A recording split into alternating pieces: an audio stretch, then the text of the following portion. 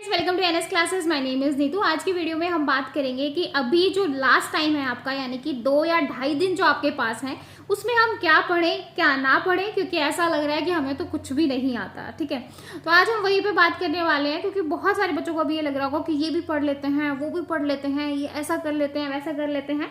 तो ऐसे जो है बहुत सारी चीजें दिमाग में आ रही होंगी और फिर ऐसा भी लग रहा होगा कि हमें कुछ भी नहीं आ रहा। मतलब जैसे हमने ऑपरेटिंग सिस्टम पूरा पढ़ा हुआ है, लेकिन ऑपरेटिंग सिस्टम ऐसा लग रहा है कि मुझे तो उसमें कुछ भी नहीं आता। डेटा स्ट्रक्चर पूरा किया हुआ है, लेकिन ऐसा लग रहा है कि मुझे तो कुछ भी नहीं आता। तो लास्ट टाइम पे ऐसी चीजें होती है। तो अभी जो ये ढाई दिन है, इसको आप किस तरीके से यूटिलाइज करो ताकि जो है आप अपने एग्जाम को बहुत अच्छा कर सको। कई बार क्या होता है कि हम एग्जाम में बैठ जाते हैं और फिर हमें लगता है कि अरे यार, मैं ये पढ़ लेता तो बहुत अच्छा रहता, मतलब एक बार मुझे रिवीजन तो करनी चाहिए थी। ठीक है, तो ये सारी चीजें बहुत ज्यादा आती हैं। तो आज की वीडियो में हम वही बात करने वाले हैं कि लास्ट के ढाई जो दिन बचे हुए हैं, यानी कि अभी जो है आपका आधा दिन आज का लगा लो, और आपका 5 और 6 है ना। आज 4 तारीख है, 5 और 6 और 7 तारीख को तो आपका एग्जाम है ही। तो 7 को तो क्या पढ़ोगे, कुछ नहीं पढ़ सकते क्योंकि जाने में टाइम लग जाएगा। ठीक है, तो वही बात करेंगे कि ये 2 दिन जो है वो आप किस तरीके से यूटिलाइज करो। तो सबसे पहले जितना आपने सीएस का किया हो ना, सबको रिवाइज कर लो। ठीक है, कि कौन कौन से जो है, लाइक हम अगर सी और सी प्लस प्लस की बात करें तो कौन से कीवर्ड होते हैं, कौन से रिजर्व वर्ड होते हैं। उसके बाद जो है जो आपकी प्रायोरिटी वाला जो आता है, जिसमें अर्थमेटिक और ये सब बुलियन बिटवाइज की किसकी प्रायोरिटी ज्यादा होती है, लेफ्ट टू राइट किसकी होती है, एसोसिएटिविटी किसकी क्या है, ये सारी चीजें एक बार जो है रिकॉल कर लेना। क्योंकि क्या होता है कि 4 ऑप्शन देख के हम कंफ्यूज हो जाते हैं। ठीक है, सभी ने सब कुछ पढ़ा हुआ है, नो डाउट, लेकिन रिवीजन जो है लास्ट टाइम पे बहुत ज्यादा जरूरी है। उसके बाद जो आपका HTML है, कौन सा टैग यूज करते हैं, फिर जो है केस सेंसिटिव है या नहीं, कब जो है इन्वेंट हुई थी, लेटेस्ट वर्जन कौन सा चल रहा है।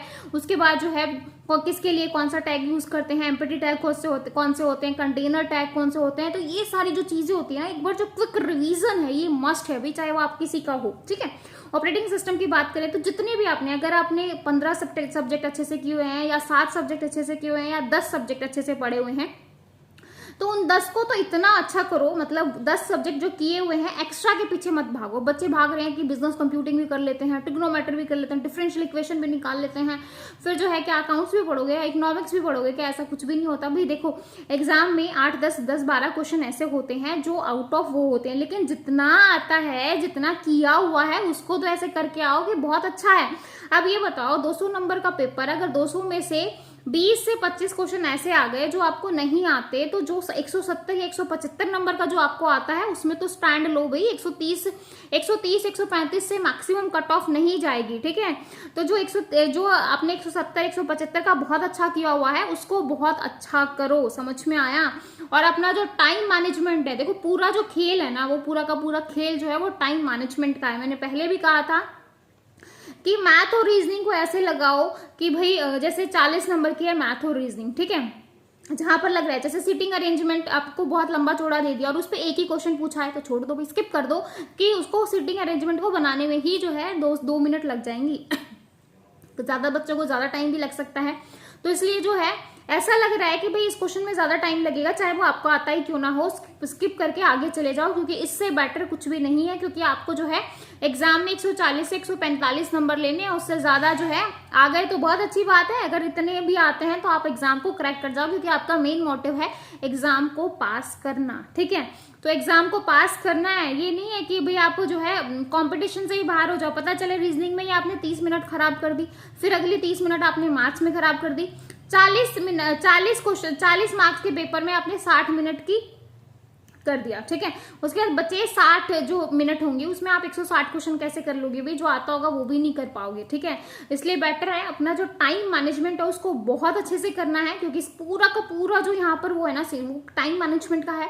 प्लस जो है ट्रिक जो है SI की, CI की, परसेंटेज की, उसके बाद जो और भी जो मैथ्स में होती हैं, और जो आपका रीजनिंग में है, लाइक डाइस वाला, पेपर फोल्डिंग, जहां जहां से क्वेश्चन आ रहे हैं, सिलोजिज्म। ठीक है, तो इनको जो है एक बार इनको बहुत अच्छे से कर लो, क्योंकि अगर देखो स्टेटमेंट चेंज होगी, बाकी जो कंसेप्ट है वो तो वही रहेगा, है ना। और हिंदी और इंग्लिश का तो ऐसा है कि भाई सिनोनिम एंटोनिम्स अगर आपको आ गए तो बहुत अच्छा है, नहीं आए तो भी कुछ नहीं कर सकते।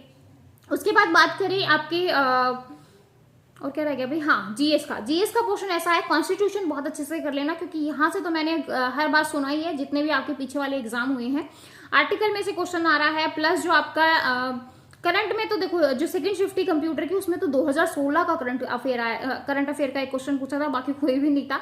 तो करंट अफेयर भी देख लेना एक बार तो कोई भी एक वीडियो देख लेना, अगर आता है तो बहुत अच्छी बात है, अदरवाइज जो है भाई वो तो एक ये है कि अगर आ गया तो बहुत अच्छा है, नहीं आया तो ये 20 नंबर तो आप ऐसे ही मान के चलोगे, ठीक है। तो देखो क्या हो गया, हाँ 100, जैसे ये माना कि आपने 20 से 25 क्वेश्चन जो है वो ऐसे ही आ गए, और बाकी जो है आपको बहुत अच्छे से करना है। ऐसे ही कंप्यूटर का भाई जितना आपने किया हुआ है 10 से 12 सब्जेक्ट अगर बहुत अच्छे से प्रिपेयर किए हैं, क्वेश्चन आंसर किए हैं, तो लास्ट टाइम पे सारे क्वेश्चन आंसर को एक बार रिवाइज कर लो, सारा जो थ्योरी वाला मटेरियल है उसको एक बार रिवाइज कर लो, ताकि जो है आप अपना बेस्ट दे के आ सको, ठीक है। तो यही है आपका 2 से 2.5 दिन का कंक्लूजन। एक दिन जो है अपना कॉमन पेपर को पूरा पढ़ डालो, हिंदी में जितना पढ़ा है उसको पढ़ लो, इंग्लिश में जितना देखा है उसको पढ़ लो, मैथ्स रीजनिंग में जितना आपने फॉर्मूले प्रैक्टिस की है उसको जो है एक बार फिर से फॉर्मूलों की प्रैक्टिस कर लो, ठीक है। उसके बाद जो कंप्यूटर वाला पोर्शन है लाइक ऑपरेटिंग सिस्टम स्टार्ट करो, फिर डेटा स्ट्रक्चर, फिर जो है आपका डीबीएमएस, फिर एसक्यूएल की कमांड हो गई, उसके बाद जो है आपका यूनिक्स लाइनेक्स हो गया, एमएस ऑफिस हो गया। देखो इन चीजों को स्किप नहीं करना है। आप ये सोचो एमएस ऑफिस कंप्यूटर फंडामेंटल से कोई क्वेश्चन नहीं आ रहा, हम तो पढ़ेंगे ही नहीं, तो पता चले कि आपकी शिफ्ट में इन्हीं से कोई पेपर भरा हो, तो भाई ऐसा नहीं करना है, ठीक है। उसके बाद जो है आपका HTML हो गया, CSS हो गया, XML हो गया, जावास्क्रिप्ट हो गया, इनको अच्छे से पढ़ लेना, VB स्क्रिप्ट कर लेना, ठीक है। उसके बाद जो है उसके बाद और क्या रह गया, सॉफ्टवेयर इंजीनियरिंग मैंने करवा दिया है, उसको भी कर ले, एक बार रिवाइज कर लेना, ठीक है। तो इतनी सारी चीजें अगर आप एक बार पढ़ लोगे ना, तो बस एक बार रिवीजन ही तो करनी है। रिवीजन ये है कि लास्ट टाइम पे रिवीजन क्या हुआ ना, हमारे दिमाग में रहता है, क्या होता है कि हमारी जो मेमोरी है ना वो शॉर्ट रहती है थोड़ी सी, है ना। तो रिवीजन अगर आप लास्ट टाइम पे करोगे ना तो वो आपके दिमाग में फिट बैठेगा और आप अपने पेपर में उस क्वेश्चन को करके आ पाओगे, ठीक है। तो यही आपको जो है करना है, और यही लास्ट टाइम की ट्रिक है, और यही जो है टिप है, कुछ भी लगा लो, यही है भाई जो है, ठीक है। तो यही आपको करना है। अभी जो 2.5 दिन बचे हैं ना, अपना एक एक सब्जेक्ट उठा लो। सबसे पहले मैथ्स उठा लो, फिर रीजनिंग उठा लो, मतलब ये समझ लो कि एक दिन मैंने जो है पूरा कॉमन को दे दिया, एक दिन मैंने पूरा कंप्यूटर को दे दिया। ये 2 दिन है वो इसको इसी तरीके से यूटिलाइज करो। 100 मार्क्स की जो रिवीजन है आपको एक दिन करनी है, नेक्स्ट डे जो है वो 100 मार्क्स की रिवीजन करनी है। दैट्स इट, हो गया आपका। बहुत ज्यादा तो आपको टाइम लगाना है नहीं, क्योंकि रिवीजन में ज्यादा टाइम थोड़ी ना लगता है। तो यही करना है, ठीक है। तो यही लास्ट टाइम की ट्रिक और वो थी, और वीडियो को पूरा जरूर देखना। और उसके बाद अगर आपने जो है परीक्षा ऐप पे अगर मॉक टेस्ट नहीं लिए हैं तो उसको भी ले लो, क्योंकि अगर आपने ये सब किया हुआ है तो फटाफट देखो, अभी लास्ट टाइम पे अगर आप इतने सारे पेपर नहीं लगा सकते ना, तो फटाफट क्या है कि भाई उस पेपर को सबमिट करके फटाफट जो है वो एक बार क्वेश्चंस को रीड आउट कर लो, क्योंकि वहां पर थ्योरी और एक्सप्लेनेशन बहुत अच्छे से दे रखी है। तो आपको 1500 क्वेश्चन मिल जाएंगे कंप्यूटर साइंस के। तो 1500 क्वेश्चन को अगर आप लास्ट टाइम पे पढ़ते हो ना, तो आपके दिमाग में फिट रहेंगे। और जब आप क्या पता उन 1500 में से आपको 50 क्वेश्चन जो है एग्जाम में दिख जाए, 40 क्वेश्चन दिख जाए, इससे जो है आपको बहुत ज्यादा बेनिफिट होने वाला है। प्लस जो है कॉमन पेपर का भी ऐसे ही है कि लाइक आपका जो है 15 पेपर है तो 300 क्वेश्चन मैथ के हैं, 300 क्वेश्चन रीजनिंग के हैं। तो 300 क्वेश्चन मैथ और रीजनिंग के पढ़ोगे तो जो जिस टॉपिक पे वो आया है, जिस लाइक परसेंटेज पे है, CI SI पे है, तो ऐसा ही क्या पता आपको सेम एग्जाम में दिख जाए, स्टेटमेंट चेंज हो बाकी टॉपिक वही हो, ठीक है। तो इस तरीके से जो है आपको करना है, और आपको जो है काफी बेनिफिट मिलेगा। परीक्षा आपको जाओ डाउनलोड कीजिए, और DSSB TGT के पेपर आपको वहां पर मिल जाएंगे, ठीक है। तो यही जो है मुझे आप लोगों के साथ शेयर करना था, ताकि आप अपने इस 2.5 दिन को बहुत अच्छे से यूटिलाइज करो। और सभी बच्चों को ऑल द बेस्ट, बहुत अच्छे से एग्जाम को करके आना है।